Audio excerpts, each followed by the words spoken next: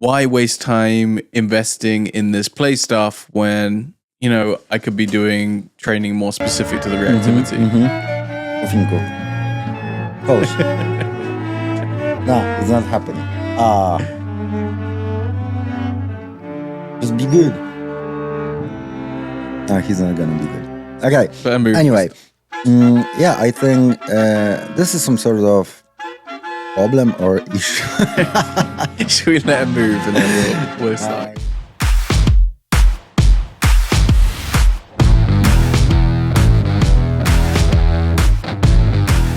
Okay, let's go after a long break. And today you are. What we are talking about? We're talking today about reactivity and play and how they kind of affect each other. Because I was saying, like, with the if you have a reactive dog, at the end of the day, you want to get a result as fast as you can. So the question is, why waste time on play when I could just be spending that time, doing reactivity training? Yeah, I think, and I said that on multiple occasions that play as a training tool or benefits of play, they are massively overlooked. We are not talking about the power of play enough in dog training, because for a lot of people, it's just fun activity that will make their dogs tired, or they are just having a good time playing. However, if we play with the purpose, then we can get massive benefits from that activity, especially with reactive dogs. And of course, we have to establish like why the dog is reactive, like what is the cause of reactivity, and then adjust the play event accordingly. For example, the vast majority of the dogs that are reactive, at least from my experience, and I've been training reactive dogs in residential setup for over 10 years, vast majority of them we can categorize or put into two groups: frustration reactivity and fear reactivity, right? But addressing those two types of reactivity in the same way is like treating a headache caused by brain cancer and migraine in the same way. If you do, like some basic things, or you will feed someone, for example, with the painkillers, you're going to get some results or some improvement, but you will never tackle into the source of the problem. Therefore, I believe like we may never resolve that reactivity completely, right? Especially on the, like deep level or emotional level. Therefore, the play event can be powerful if we play with the purpose in mind, or if we will structure the play event so we can get all those benefits. However, speaking of reactive dogs, we have to really adjust or tweak our play event, so we will train accordingly to the cause of the reactivity.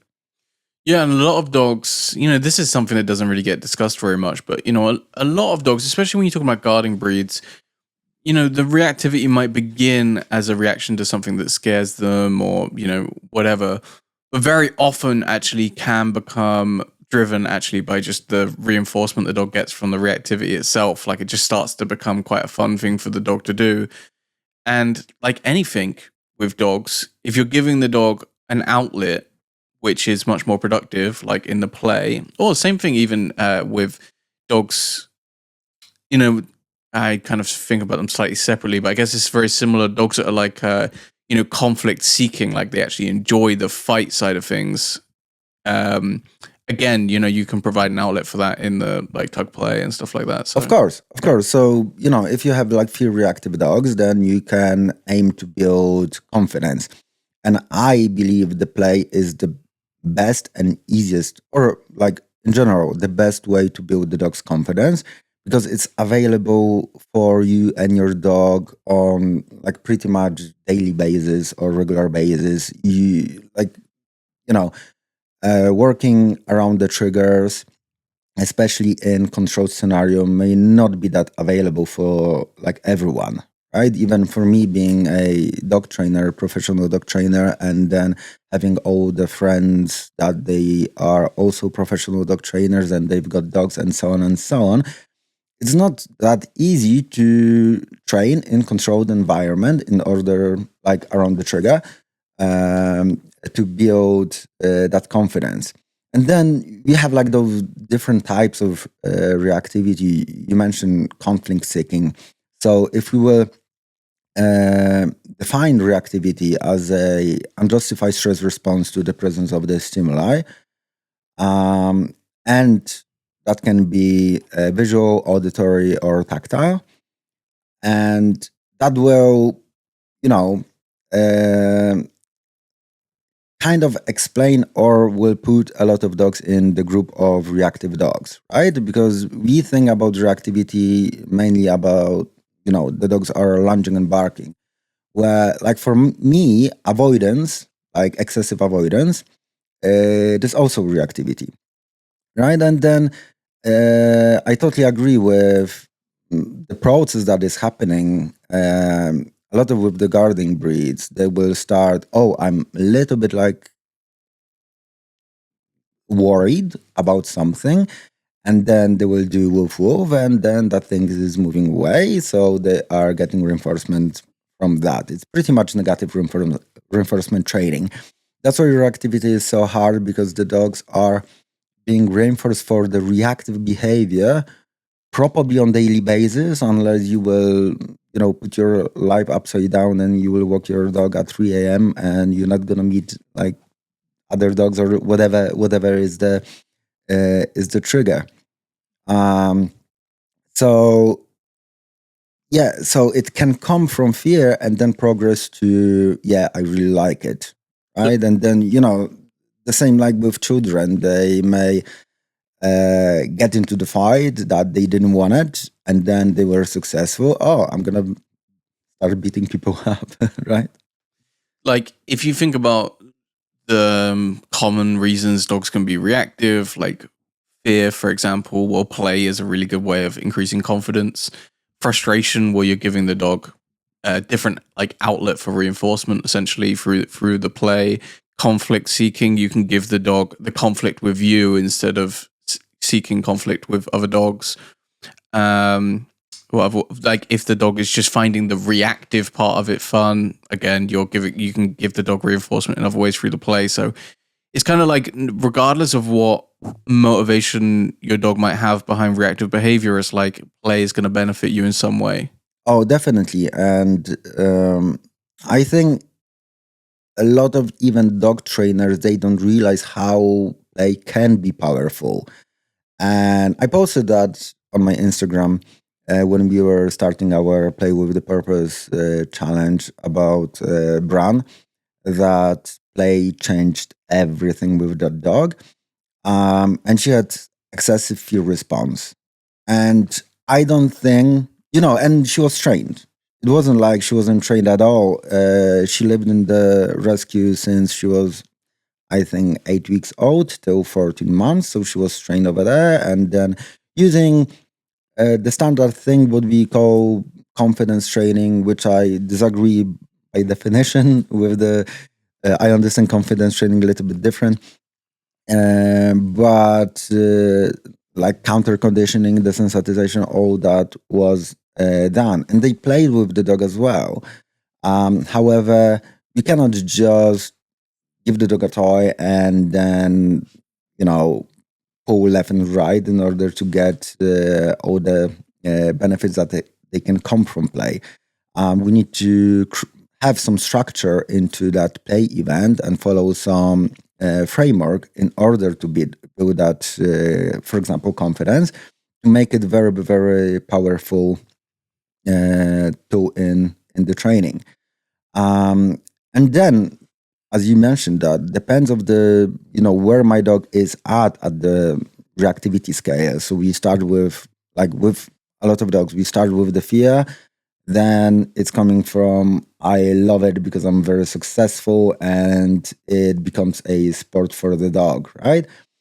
Depends where my dog is at the scale. I will adjust my play event to bring the most of benefits. Like if the dog has strong avoidance option, then we want the dog to be able to go forward. And then, I would, for example, do my courage exercise where I'm showing the dog it's worth to show courage. You don't have to run away or avoid anything but bothers you, right? With other dogs, that it became a sport, we can adjust that play event so they have outlet over that, or they don't, or in the middle of that, so they don't feel threatened anymore. So with Bran, who obviously the dog you're referring to, who was nervous of traffic and nervous of a lot of things, right? Once you obviously have got her very hooked on the play using all of the strategies, that are in the challenge and you've spoken about before, how do you then use that to get her over her fear? Is it kind of a case of playing in gradually more and more difficult environments or something else? If you look at the benefits of play, right, you can build confidence, relationship, trust, and all those benefits without leaving your home, right? And then doing anything else around the triggers is going to be much, much easier. So even by building relationship with the dog, the dog will trust you more, whatever, like regardless what you are doing. It's not always, it doesn't have to be, it can be, but it doesn't have to be so straightforward that, okay, I'm working on my play event and then I'm going to take it to the traffic. It can work this way, but doesn't have to. Like you build relationship during a play event, regardless where you are playing, and you take that relationship to other challenging situations, and the dog will just trust you more, trust with your, guidance and so on and so on. So there are a lot of layers, if that makes sense, into how we Layers. can use layer. Oh, okay. Layer. You sound My like English is getting worse. sounded like you said liars. Layers to it. Yeah. And really, by mastering how to play with the dog, then we can bring tremendous benefits to our dogs and to the training. Same like with children. Those that are very successful at sports, they will also be confident in in the school, in other situations, right, or other contexts. Yeah, it seems like, when you're talking about that play at home or, in a quiet environment, it's like you're sharpening the axe, right? Like you're building the skills that are going to make everything else so much easier. Yeah. And something what I'm really stressing, or I'm like, I'm trying to explain how important that is, that element of play to create active dog towards the passive handler. It sounds very unsexy, and I don't know, maybe we'll come up with a better explanation. No, I think you have to. I think this is something that's really worth going into detail on, because I think a lot of people don't necessarily understand what you mean straight away when you say that. Yeah. So something what I see over and over when I'm teaching people how to play on workshops and so on and so on, the dog gets active, so gets into the mood of playing only when the handler is running and screaming and showing the toy, and then play with me, get it, and and of course that can be like any type of play. That can be social play, that can be food play, but the dog gets into the mood or has any expectation of that activity only when the handler will put any stimulation, right? By that, what I mean, for example, teasing with the toy, teasing with the food, or etc., etc. Active dog in play or towards the handler will give you focus, attention, engagement without you doing anything. Later on, we are just cueing a dog for it, but that activation gives me very comfortable live with my dogs because they will be checking in. I can be on the phone. I can be answering your messages, guys, or whatever, and they will be checking in because they want to activate the game. Right, so I'm giving also that sense of empowerment for the dog. You can trigger me to play. It's not only me telling you or teasing you and begging you to engage with me. This is, for me, this is just a giant mindset shift, and I remember going through it on my own because I don't feel like this is spoken about nearly enough. When I have kind of done play stuff before or looked into it, oftentimes it seems to center around like basically begging the dog to play with you, running around, being all active and stuff like this.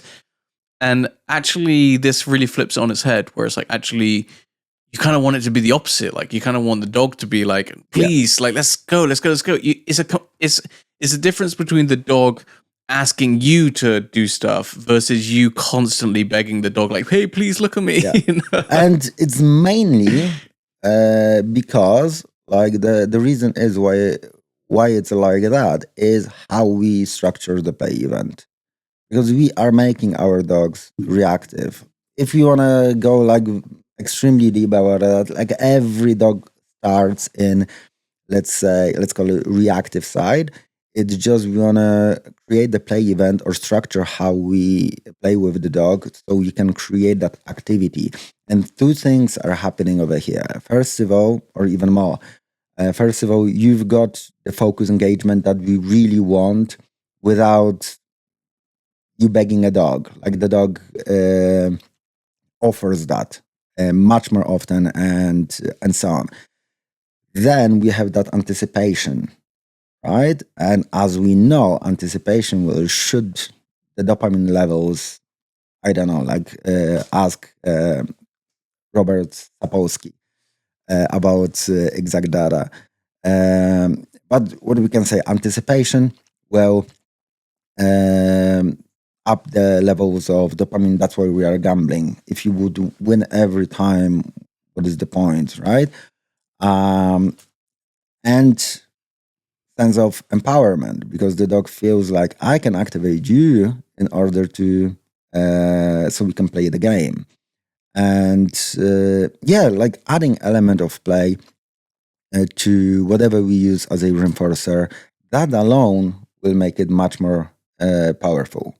For me, the activation really is like engagement on steroids. When people see these videos on YouTube of dogs that are super engaged with their handlers, like, this is where this is coming from. It's not coming from you running around the field begging the dog to play with you with the toy. It's coming from like meaningful activation training, teaching the dog to be able to ask, hey, let's go. Yeah, definitely. And then, notice that there is no, like with my dogs, there is no toy visible. There is no input from my side. They are checking in, like, shall we play? Like, let's do the game. And that brings all the benefits and makes that like one of the things that brings a lot of benefits and makes this activity very, very powerful. But even if you look at the impulse control training, there is,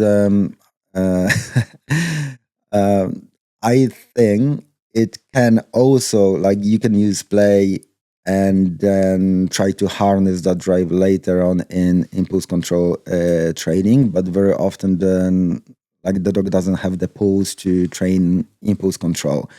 So the dog is not yet passionate about the game. And then we start training impulse control. How does it relate to activity? If I, for example, create again, active dog toward the passive object or active dog toward the passive handler, I can put the toy on the distance and, for example, practice heel work towards this toy or away from that toy, right? And if my dog is not interested or like is semi-interested, or I'm not having that 100%, desire for the toy that is not moving, because like the toy needs to be moving in order for my dog to get interested, right? That won't translate into heel work in everyday life, or if your dog, for example, pulling to the park or pulling to the other dogs and so on. I want to teach my dog that with the heel work, you can get anywhere you want. Not always, but this is the way to get to valuable things. And again, if my dog is passionate about the toy that is just lying down on the ground, I can draw, I can put repetitions in, and so on and so on, right? And I have controlled environment for my training, where for example, with the other dogs, your dog is pulling, and this dog will come over, and the dog will be reinforced for pulling, and so on and so on. It's much harder, and then you cannot put so many repetitions in. And I think, regardless how you train or what sort of trainer you are or dog handler, one thing: you have to put the reps in order to for your dogs to perform what you want your dog to perform. There is no other way. So creating that active dog toward the passive handler or passive object allows me for easy transition to everyday life, right? So if my dog is obsessed with food, obsessed with toys or whatever, then I can draw. I can do it in my garden. I don't have to go anywhere. And then if I will ask my dog to heel to the park or heel to the other dog or that friend that my dog loves, right? It's going to be much easier, right? But to put it into really mathematical terms, right? The value of the play or the toy has to at least match the value of something what we consider as a distraction, right? And then that leads us to reactivity that is coming out of frustration, right? Your dog will see the trigger and will react, intensively.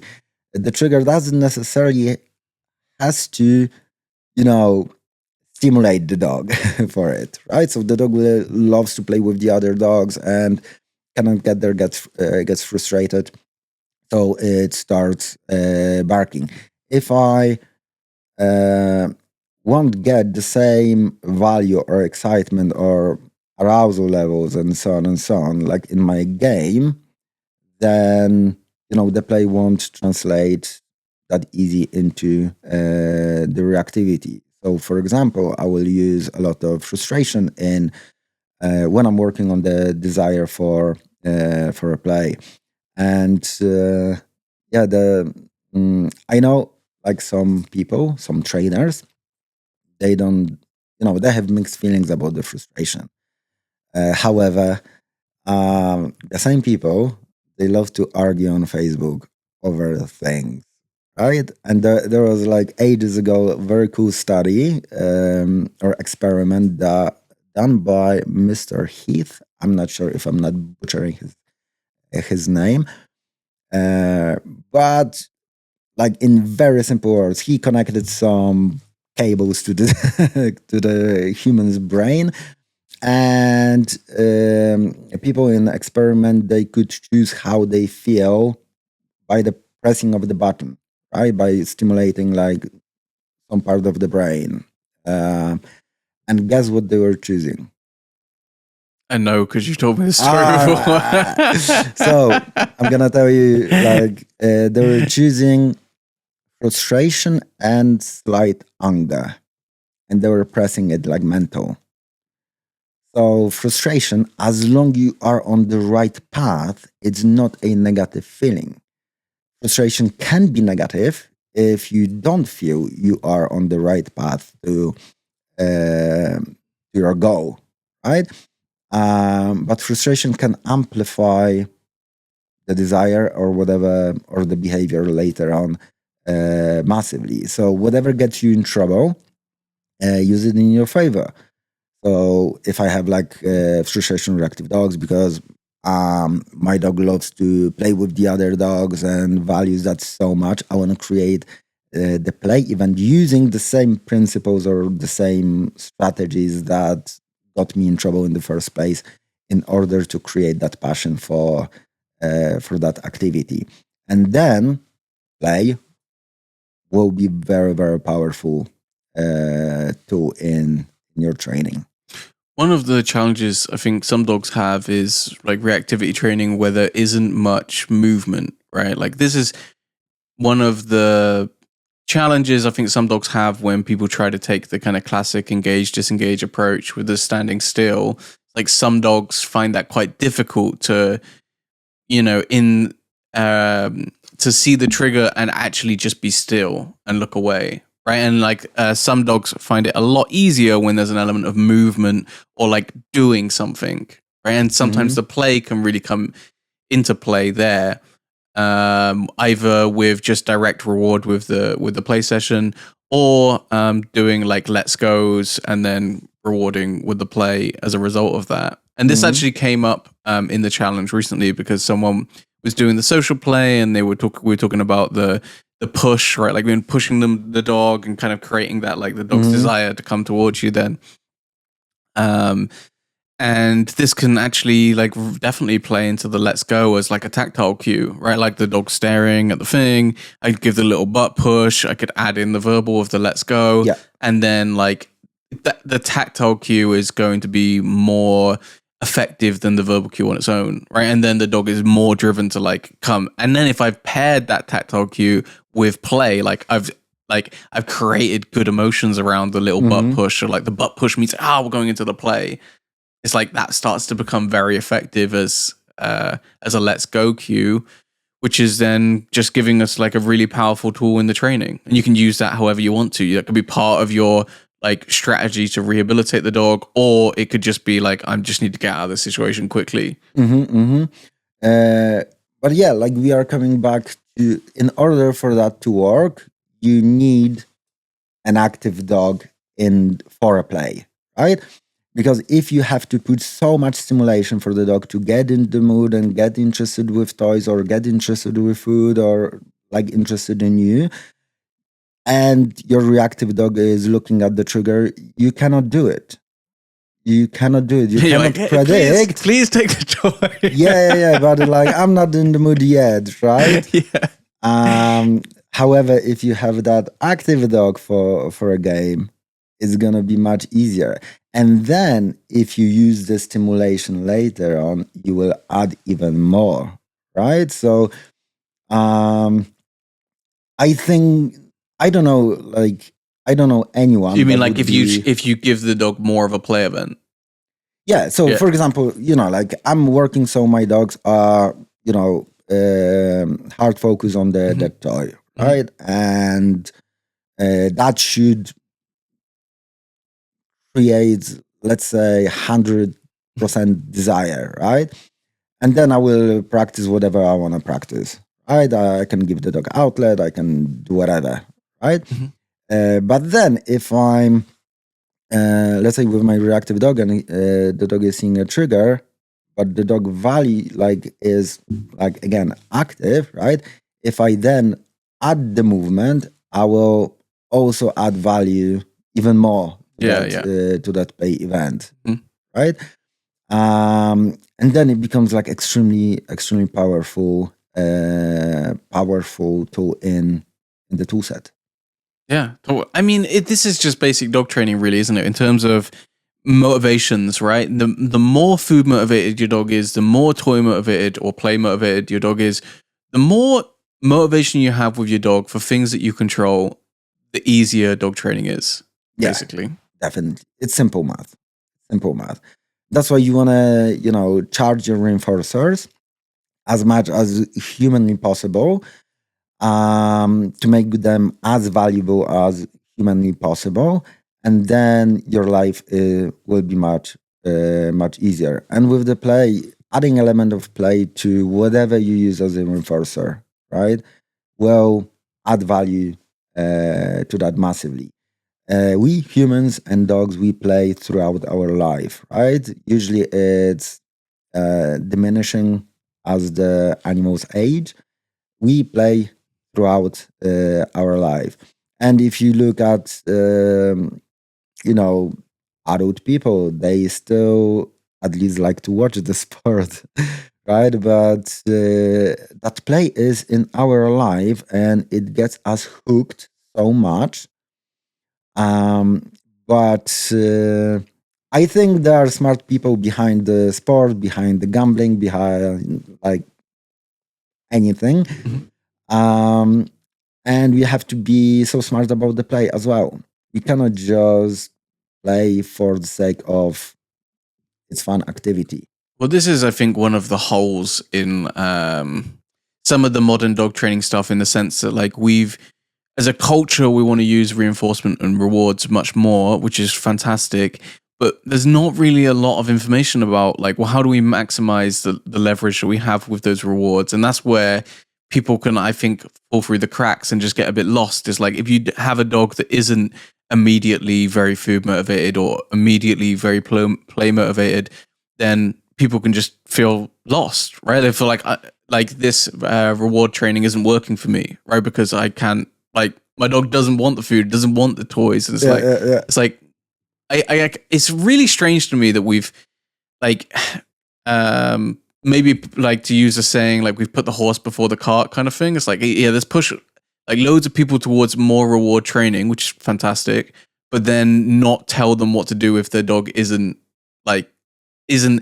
just come really food motivated or come really toy motivated. It's like you're kind of missing, like, there's a massive hole here in the philosophy, and it's going to work great for some dogs. Like, if you have a Labrador that is super food motivated, or you have a Mali that is super toy motivated, it's like, great, you don't have to worry about that stuff so much. But if your dog doesn't just come like that, it's like there is very little information you're going to find on building play motivation, building food motivation, and what you do find is oftentimes, like, not great, like not good. Yeah. If you find anything at all, you are 100% right. I said that, like, on one occasion, that it's a little bit controversial, but that the play is a little bit like sex. Everybody wants to do it. Nobody wants to learn how to do it right or educate about that. And if something is going wrong, we blame the other side. So people, they want to reward the dogs or play with the dogs. They assume they're doing everything right. So there is nothing to learn here or improvement. And if my dog doesn't want the toy or doesn't want the food, oh, my dog is not, into food or into toys. So we blame, in this case, the other side, which is the dog side. And I've met professional dog trainers that they came and then they said, like, oh, my dog is not motivated for food so much. And you would add a little bit movement, little bit game, and the dog is like eating and, crazy about that. So adding that element of play, or even educating yourself how we can build that desire for whatever we use as a reinforcer, and play, I would say, is the strongest way in order to add value. And I think I'm repeating myself, like we mentioned that before, that I'm super surprised that positive trainers or reward-based trainers, they don't dig into building motivation and the strategies how you can build the motivation enough. And but they are basing all their game, like all their training, on the value of the reinforcer. So the first thing what we do is build the motivation and add value to whatever you use as a reinforcer. Yeah, I think it's relevant for anyone, and obviously everyone should be trying to use reinforcement. Doesn't matter what side you identify with. Whatever, everyone should be trying to do dog training as effectively as possible, and that is going to involve understanding how to maximize the levers that you have in your control. And reinforcement is a giant lever. Definitely. definitely. You know what? And One yeah, other thing as well is you were talking about dogs that maybe aren't immediately like obviously motivated by uh, play or food. The other side of the coin is like the dogs that are too motivated, right? Like you get the there's no such a fucking well, thing. so you get the toy out or whatever, and the dog's like, "Oh my god, best thing ever!" Right? And it's getting super aroused, like super worked up by that, and then people are like, "Oh, okay, well, I can't use this because it drives my dog crazy." And it's like, what are you talking about? You're holding like gold here, Yeah, yeah, and yeah. you're just worried about something that is usually like pretty not the it's not like the end of the world. It's not unfixable. If your dog loves something that comes from you, it's so powerful. Then life easy, right? Life is very, very easy. You mentioned that, oh, the Malis often come with bag of drive and so on and so on. And two things. One thing is that even with my Malinois, I will spend huge amount of time on building desire for a game, building social play, building food play, and building toy play. I will spend so much time, and I want to add more value to those activities, right? Because then recall from the store, it's easy, right? Or living with the dog is easy because like the gold is coming from me. Um, so another thing, the second thing is that just because of the fact that the dog likes something doesn't always mean that all the emotions are, let's call them positive. Little story over here. And I had one competitive obedience trainer came to me for help with the heel work. The problem was the dog was whining in the heel work. And we looked at the heel work training. It was perfect. Like nothing, reinforcement schedule, everything was perfect. Like nothing to add, honestly. But then we looked at the play event, both with the food and with the toy, and the dog was whining during the play as well. So, but it was very motivated for them. Like really wanted that food, really wanted that toys.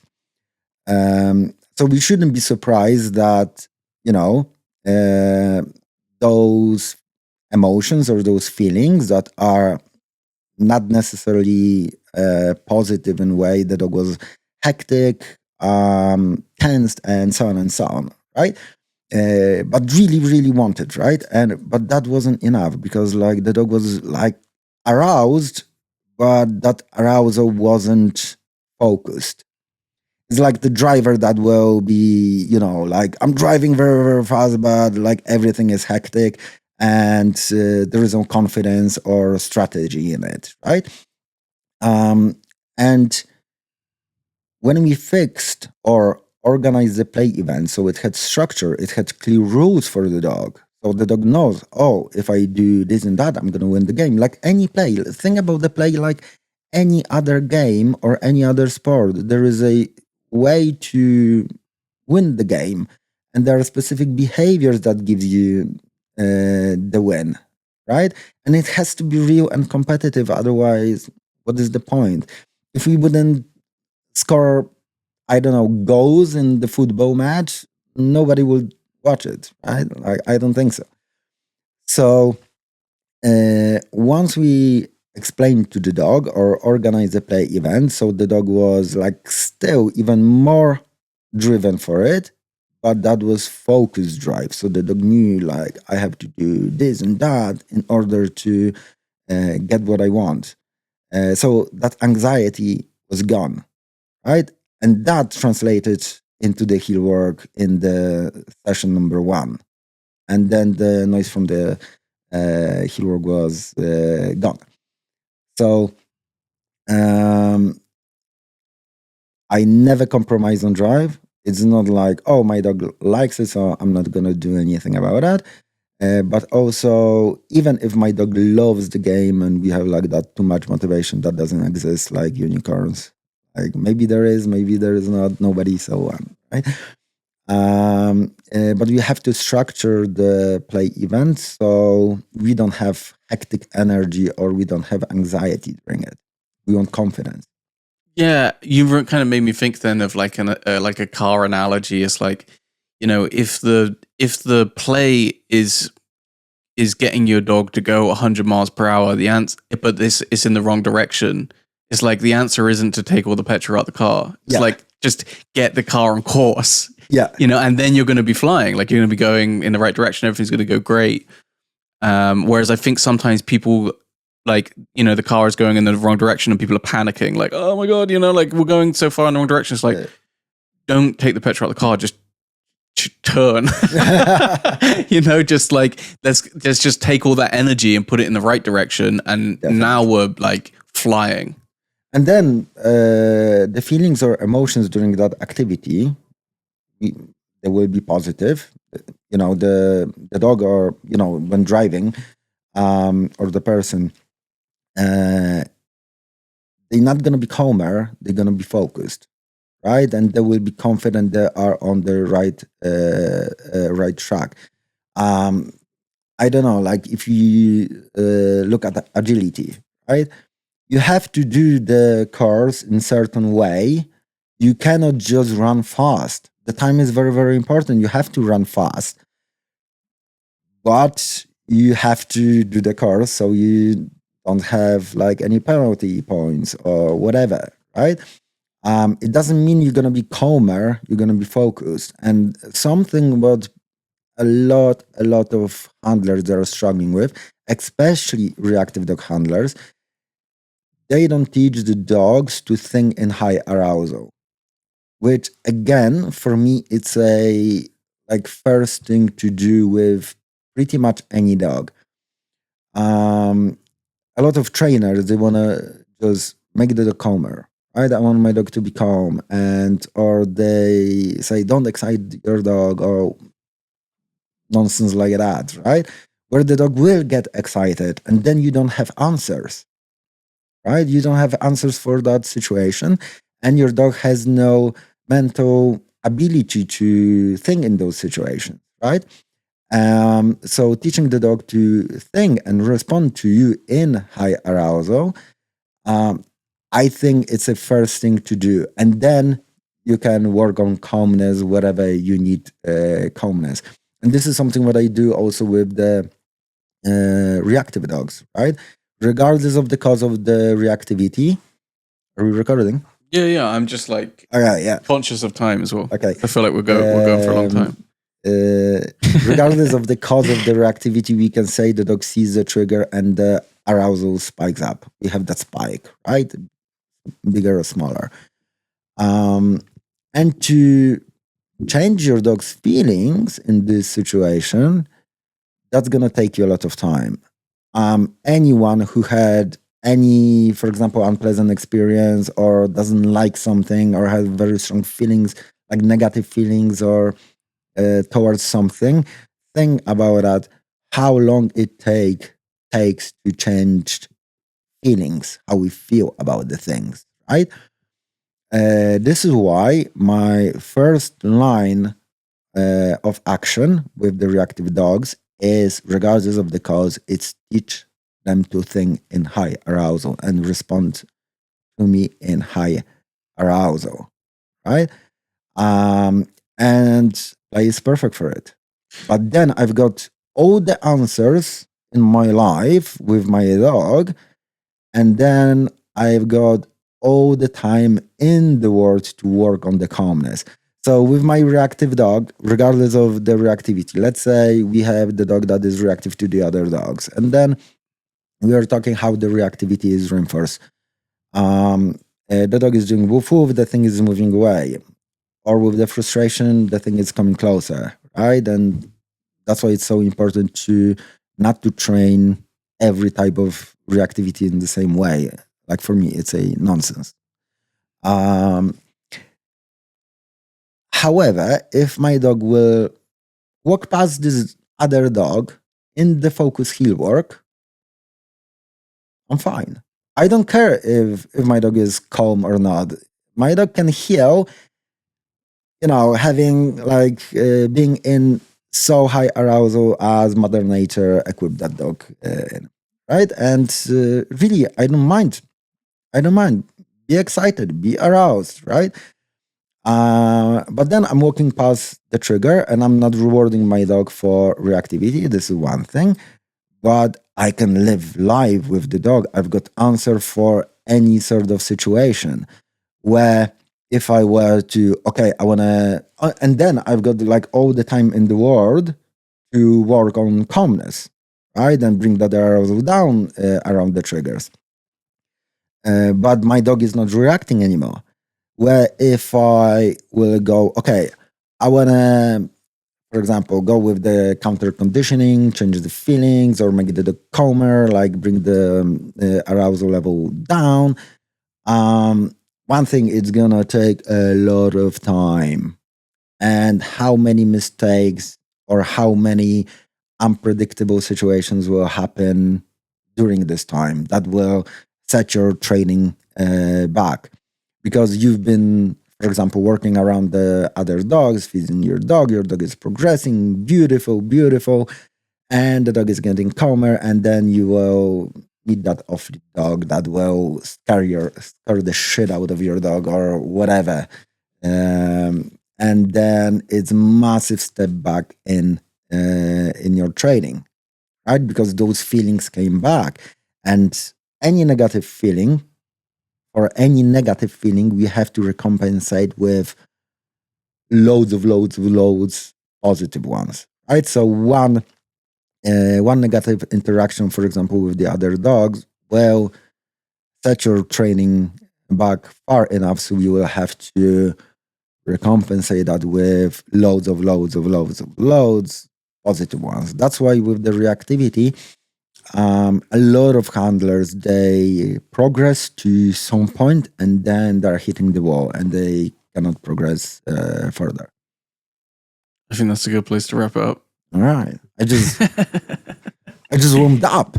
We gotta go train dogs, Alex. Okay, let's go training dogs. And yeah. What time is it? Oh yeah, we have to run. But yeah, play with the purpose. Probably will run another edition sooner or later. Likely when this podcast comes out, it's probably closed, but keep an eye on our social media and stuff, because we'll probably do something again. Yeah, definitely. Yeah, okay. Super. Let's go.